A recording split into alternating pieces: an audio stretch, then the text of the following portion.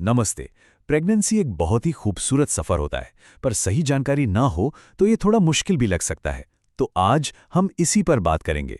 समझेंगे कि एक हेल्दी प्रेगनेंसी के लिए देखभाल कैसे होती है और इस दौरान जो आम हेल्थ प्रॉब्लम्स आती हैं, उनसे कैसे डील किया जाए। तो इस पूरी चर्चा में हम 5 खास पड़ावों से गुजरेंगे। सबसे पहले हम देखेंगे कि रूटीन देखभाल का पूरा रोड मैप क्या होता है। फिर बात करेंगे कुछ कॉमन दिक्कतों और उन्हें मैनेज करने के तरीकों पर। इसके बाद प्रीक्लैम्शिया जैसी सीरियस कंडीशन को थोड़ा गहराई से समझेंगे, कुछ और कॉम्प्लिकेशंस पर भी नजर डालेंगे और आखिर में बच्चे की ग्रोथ पर फोकस करेंगे।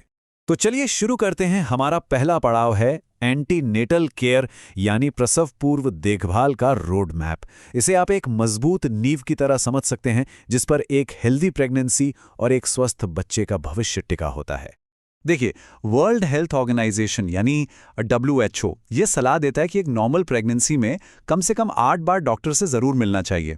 ये सिलसिला आमतौर पर 12वें हफ्ते से शुरू होता है और फिर 20वें, 26वें, 30वें हफ्ते और उसके बाद डिलीवरी तक रेगुलर चलता रहता है। अच्छा, तो इन विजिट्स में होता क्या है? डॉक्टर आपकी मेडिकल हिस्ट्री के बारे में पूछते हैं, वजन और BMI जैसी फिजिकल जांच करते हैं और कुछ जरूरी ब्लड टेस्ट भी होते हैं। पर एक बहुत ही खास मौका होता है 18 से 20 हफ्तों के बीच होने वाला एनोमली स्कैन, जिससे हमें बच्चे की ग्रोथ की एक शानदार झलक मिलती है। और हाँ, न्यूट्रिशन को तो बिल्कुल भी इग्नोर नहीं किया जा सकता। प्रेगनेंसी की शुरुआत में फॉलिक एसिड बच्चे के दिमाग और रीढ़ की हड्डी के डेवलपमेंट के लिए बहुत ज़रूरी होता है। और फिर बाद के महीनों में जैसे जैसे बच्चा बड़ा होता है, उसकी हड्डियों को मजबूत बनाने के लिए कैल्शियम की ज़रूरत पड़ती है। रूटीन केयर अपनी जगह है, लेकिन प्रेगनेंसी में कुछ छोटी मोटी दिक्कतें तो आती ही हैं। तो चलिए अब बात करते हैं कुछ ऐसी ही आम परेशानियों की और ये भी जानेंगे कि इनसे कैसे निपटा जा सकता है। जी मिचलाना या उल्टी आना, ये तो बहुत ही कॉमन है। इससे बचने का एक सिंपल सा तरीका है, एक बार में बहुत ज़्यादा और तला भुना खाने से बचें, खासकर शुरुआती महीनों में। इसके बजाय दिन में थोड़ा थोड़ा करके कई बार खाना ज़्यादा बेहतर रहता है। यहाँ एक बहुत ज़रूरी बात है जिस पर ध्यान देना चाहिए। 20 हफ्ते के बाद पीठ के बल सोने से बचना चाहिए। ऐसा क्यों? क्योंकि जैसे जैसे गर्भाशय बढ़ता है, वो खून की ज़रूरी नसों पर दबाव डाल सकता है, जिससे बच्चे तक ब्लड फ्लो कम हो सकता है। इसीलिए करवट लेकर सोना ही सबसे सेफ माना जाता है। अब हम एक ऐसी कंडीशन पर बात करने वाले हैं जिस पर ध्यान देना बहुत ज़रूरी है, और वो है प्रीक्लैम्सिया। इसे समझना इसलिए ज़रूरी है क्योंकि ये माँ और बच्चे दोनों की सेहत के लिए एक बड़ा खतरा हो सकती है। तो आखिर ये प्रीक्लैम्सिया है क्या? अगर आसान भाषा में समझें तो ये एक ऐसी हालत है जिसमें प्रेगनेंसी के 20 हफ्ते बाद अचानक से ब्लड प्रेशर बहुत हाई हो जाता है और साथ ही यूरिन में प्रोटीन भी आने लगता है। ये शरीर के कई अंगों पर बुरा असर डाल सकती है। तो फिर इसे कंट्रोल कैसे किया जाता है? डॉक्टर ब्लड प्रेशर को कंट्रोल में रखने के लिए एस्पिरिन, लेबेटालॉल और निफेडिपिन जैसी दवाएं दे सकते हैं।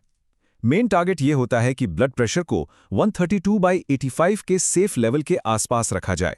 कभी कभी सिचुएशन इतनी गंभीर हो जाती है कि 37 हफ्ते पूरे होने से पहले ही डिलीवरी करानी पड़ती है।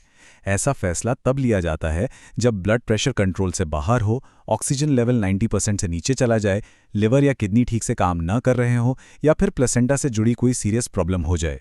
और बच्चे पर इसका क्या असर हो सकता है? ये कंडीशन बच्चे की ग्रोथ को रोक सकती है, जिससे समय से पहले जन्म यानी प्री टर्म बर्थ का खतरा बढ़ जाता है। सिर्फ इतना ही नहीं, इससे बच्चे को आगे चलकर ब्लड वेसल से जुड़ी दिक्कतें भी हो सकती हैं। प्रीक्लैम्शिया के अलावा भी कुछ और कंडीशंस हैं जिनके बारे में जानना जरूरी है। चलिए अब जेस्टेशनल डायबिटीज, कोलेस्टेसिस और प्रेगनेंसी में होने वाली ब्लीडिंग के बारे में भी थोड़ा समझते हैं। जेस्टेशनल डायबिटीज यानी GDM वो शुगर की बीमारी है जो सिर्फ प्रेगनेंसी के दौरान होती है। ये तब होती है जब प्रेगनेंसी के हार्मोन्स की वजह से शरीर शुगर को ठीक से कंट्रोल नहीं कर पाता और जरूरी मात्रा में इंसुलिन नहीं बना पाता। GDM को कंट्रोल करने के लिए एक पूरा प्लान फॉलो किया जाता है। सही डाइट लेना, रोजाना करीब 30 मिनट एक्सरसाइज करना और अगर जरूरत पड़े तो मेटफॉर्मिन जैसी टैबलेट्स या फिर इंसुलिन के इंजेक्शंस भी दिए जाते हैं। मतलब इसमें लाइफस्टाइल का बहुत बड़ा रोल है। प्रेगनेंसी का कोलेस्टेसिस यानी ICP लिवर से जुड़ा एक डिसऑर्डर है। इसका सबसे बड़ा लक्षण है बहुत तेज खुजली, खासकर हथेलियों और पैरों के तलवों पर। अच्छी बात यह है कि ये आमतौर पर डिलीवरी के बाद अपने आप ठीक हो जाता है। प्रेगनेंसी के आखिरी समय में ब्लीडिंग होने के दो बड़े कारण हो सकते हैं। एक है प्लेसेंटा प्रीविया, इसमें प्लेसेंटा गर्भाशय के मुंह को ही ब्लॉक कर देता है, और दूसरा है प्लेसेंटल एब्रप्शन, जिसमें प्लेसेंटा डिलीवरी से पहले ही अपनी जगह से हटने लगता है।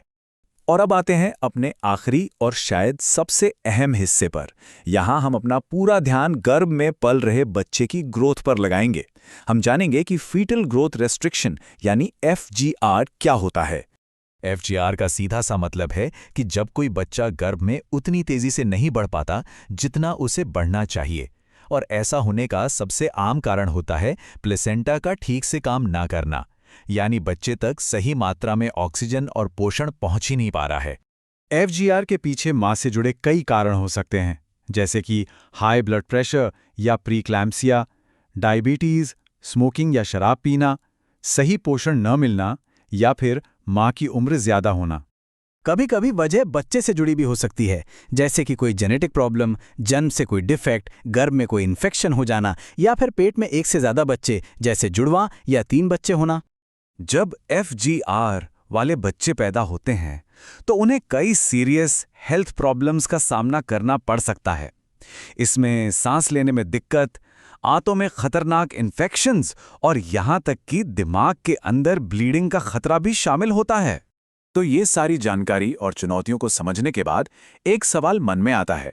एक स्वस्थ जन्म के सफर को और बेहतर बनाने के लिए आज की मॉडर्न मेडिकल साइंस हमारी मदद और किस तरह से कर सकती है? ये एक ऐसा सवाल है जिसका जवाब विज्ञान हर रोज बेहतर करने की कोशिश कर रहा है।